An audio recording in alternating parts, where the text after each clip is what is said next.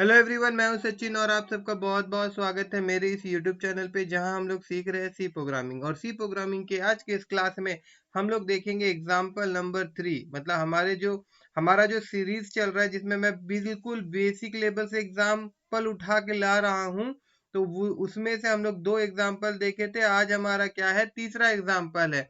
अच्छा, ये एग्जाम्पल में करना क्या है कि हमको एक 3 डिजिट का नंबर जो है उसको रिवर्स करके दिखाना है। जैसे मान लीजिए एक नंबर है 123, तो इसको हम लोग को क्या करना है, रिवर्स करना है। इसको क्या करना है, रिवर्स करना है। और यहाँ पे देखिए, ज्यादातर ऐसा प्रोग्राम अगर आप लोगों को मिला भी होगा, आप लोग किए भी होंगे, तो शायद आप लूप यूज किए होंगे।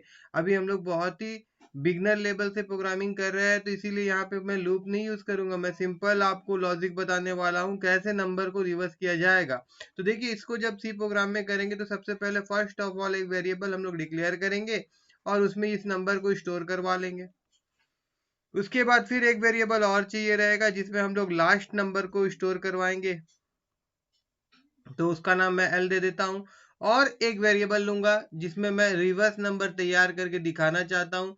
और शुरुआत में इसका वैल्यू मैं क्या रखना चाहूंगा, 0 रखना चाहूंगा। शुरुआत में इसका वैल्यू मैं क्या रखना चाहूंगा, 0 रखना चाहूंगा।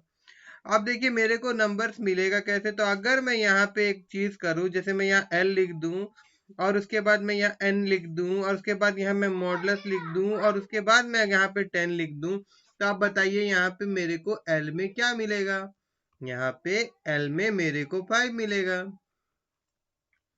उसके बाद अगर मैं यहाँ पे r इजिकल टू आर को मल्टीप्लाई कर दूं 10 से और यहाँ पे मैं जोड़ दूं l को, तो अब मेरे को r में क्या मिलेगा। तो गौर करिएगा कि r इजिकल टू r का इनिशियल वैल्यू 0 है जो कि 10 से मल्टीप्लाई होगा और उसमें l का वैल्यू प्लस हो जाएगा जो कि अभी फिलहाल हमको 5 मिला है। तो ओवरऑल वैल्यू मेरे को क्या मिल जाएगा, r जो होगा वो हो जाएगा 0+5। 0+5 क्यों हो जा रहा है, क्योंकि कोई भी नंबर को अगर 0 से मल्टीप्लाई करते हैं तो भैया वो 0 देता है ना। तो यहाँ 0+5 हो जाएगा और ओवरऑल r का वैल्यू 5 हो जाएगा। अब उसके बाद में यहाँ पे जो मेरा नंबर था इसको चेंज करना होगा, एक नंबर घटाना होगा। तो उसके लिए मैं क्या करूंगा, n is equal to n divided by एक मिनट, n is equal to n divided by मैं 10 कर दूंगा। जब n डिवाइडेड बाय 10 करने से होगा क्या, ये जो n है ये कितना है, 125 है। मतलब n is equal to 125 divided by 10 which is equal to हो जाएगा 12.5। अब ये 12.5 हो जाएगा तो n जो होगा इसका डाटा टाइप हम लोग क्या दिए रहेंगे, int दिए रहेंगे। तो अब int जो होता है वो डेसिमल वैल्यू एक्सेप्ट नहीं करता है। तो इस कारणवश क्या हो जाएगा कि n का वैल्यू जो होगा वो 12 हो जाएगा, 12 हो जाएगा। अब यही चीज जो हम लोग किए थे इसी को ही हम लोग 3 बार रिपीट कर देंगे। देखिए, फिर से मैं यहाँ पे l लिखूंगा और फिर यहाँ पे n लिखूंगा और फिर यहाँ पे मॉडुलस ऑपरेटर यूज करूंगा और फिर से मैं यहाँ 10 लिख दूंगा। तो यहाँ पे मेरे को l का वैल्यू क्या मिल जाएगा, क्योंकि अभी n मेरा 12 हो गया था तो यहाँ पे l का वैल्यू मेरे को मिलेगा 2। और उसके बाद फिर ये जो r है ये क्या हो जाएगा, अभी देखिए यहाँ पे r इंटू 10 प्लस l, इसको हम लोग लिखेंगे। तो यहाँ पे क्या होगा कि r इजिकल टू r का वैल्यू देखिए क्या था, 5 था। तो यहाँ पे क्या हो जाएगा, 5 को मल्टीप्लाई करेगा ये 10 से और फिर यहाँ पे जोड़ेगा क्या, l का वैल्यू 2 है तो यहाँ आ जाएगा 2। तो ये हो जाएगा आपका 50 plus 2 that is equal to 52 हो जाएगा। उसके बाद में फिर देखिए अब क्या करना है, फिर से मेरे को n का वैल्यू चेंज कराना है। तो फिर मैं यहाँ लिख दूंगा n is equal to n divided by 10। अब n डिवाइडेड बाय 10 मतलब n इजिकल टू क्या हो जाएगा, यहाँ पे 12 डिवाइडेड बाय 10 हो जाएगा। दैट मीन्स ये आपका 1.2 हो जाएगा। अब आपको पता ही है कि डेसिमल वैल्यू ये n एक्सेप्ट नहीं करेगा क्योंकि n जो है वो एक इंटीजर है। तो यहाँ पे n में क्या स्टोर हो जाएगा, 1 स्टोर हो जाएगा। उसके बाद फिर यहाँ पे हम लोग क्या करेंगे, यहाँ पे L इजिकल टू रिपीट कर देंगे इसी को फिर से ना। तो L is equal to n modulus 10।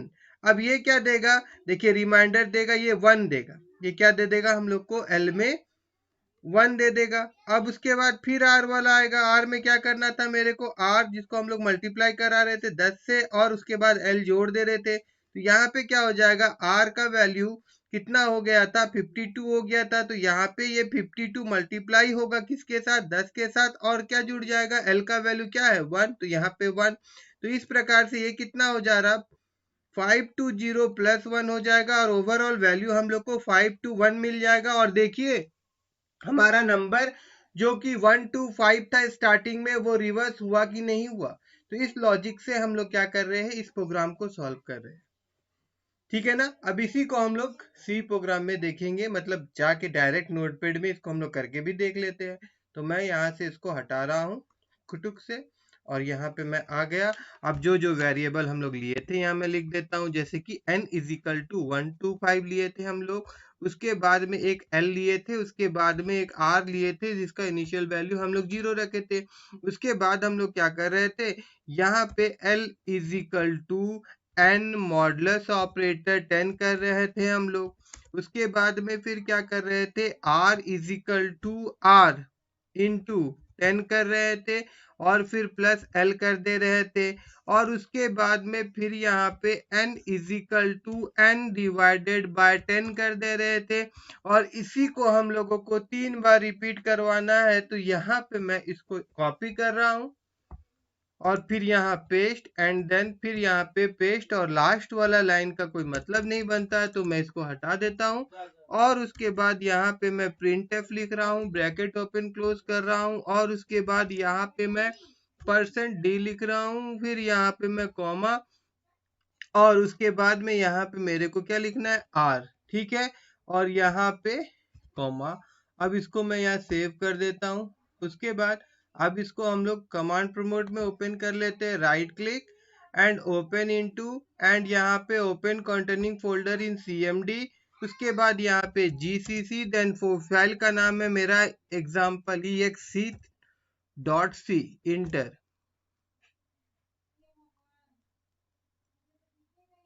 अब यहाँ पे ये मेरे को एरर क्यों दे रहा है, क्योंकि सिंपल सा एक गलती है, बहुत ही छोटा, कि यहाँ पे हम लोग वेरिएबल डिक्लेयर किए हैं, तो भाई वेरिएबल का डाटा टाइप भी तो मेंशन करना होगा। तो यहाँ पे मैं कर देता हूँ int, और उसके बाद मैं फिर से इसको ओपन करता हूँ cmd में। तो यहाँ मैं राइट क्लिक कर रहा हूँ, एंड देन ओपन विथ में जा रहा हूँ, और फिर ओपन कंटेनिंग फोल्डर में जा रहा हूँ, और फिर मैं यहाँ gcc लिख रहा हूँ, एंड देन जो मेरा फाइल का नाम था ex3.c, इंटर मारूंगा मैं यहाँ पे।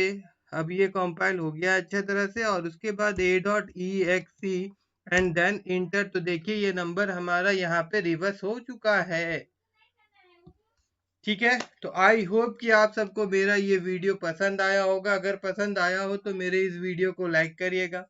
फर्स्ट टाइम मेरा वीडियो देख रहे हैं तो मेरे वीडियो को सब्सक्राइब करिएगा। और आपका फ्रेंड है कोई जो सी प्रोग्रामिंग सीख रहा है तो भैया उनको सब्सक्राइब जरूर, उनको शेयर करिए वीडियो, ठीक है।